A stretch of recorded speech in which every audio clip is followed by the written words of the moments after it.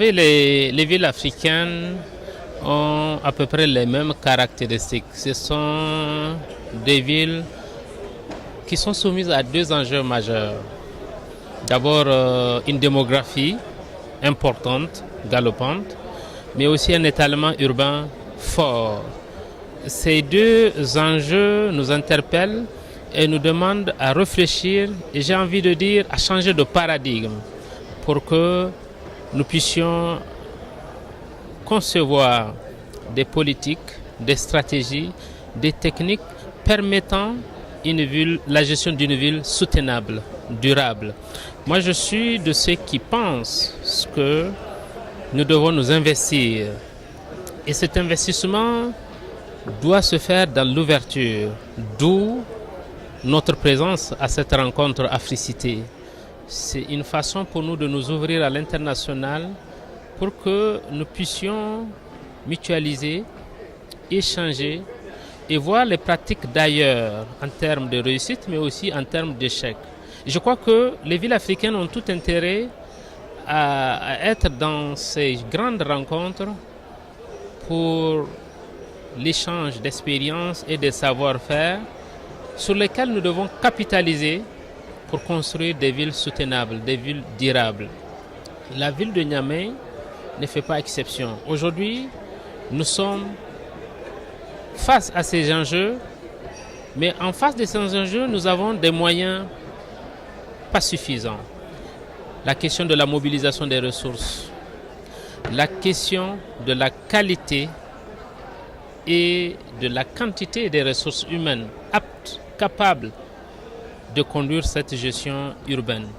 Et je crois que cette rencontre nous édifie, nous a permis de nous enrichir davantage et je crois que nous devons continuer cela, soutenir cela. C'est pour cela que, de passage, j'aimerais remercier, féliciter les autorités marocaines qui se sont investies pour organiser cette grande rencontre et nous donner l'occasion, nous, responsables des villes africaines, de se trouver dans un même cadre, échanger. Cela doit se poursuivre et il faudrait que tous les pays au haut niveau s'investissent pour accompagner les collectivités locales décentralisées vers l'émergence, vers des collectivités locales fortes, puissantes, capables de prendre en charge dans tous les domaines, dans tous les secteurs, les préoccupations des populations qui vivent dans nos villes. Moi, je conduis en tant que responsable de la ville de Niamey un programme d'aménagement, un programme de modernisation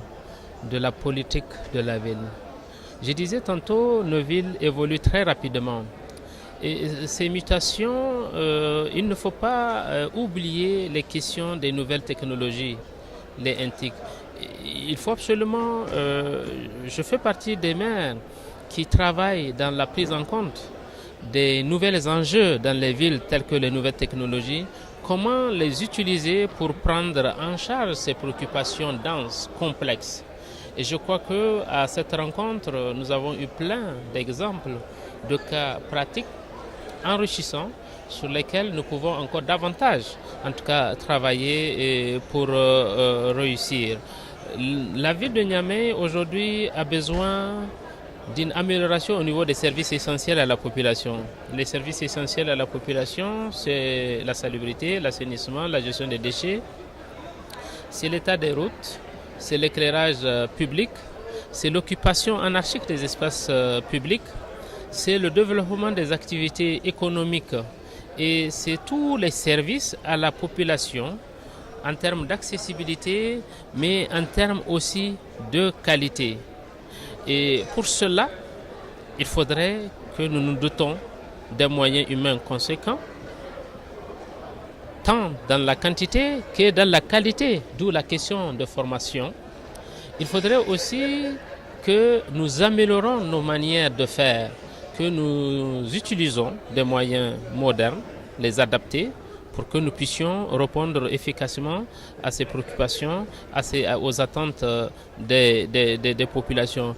Voilà un peu les urgences sur lesquelles nous travaillons.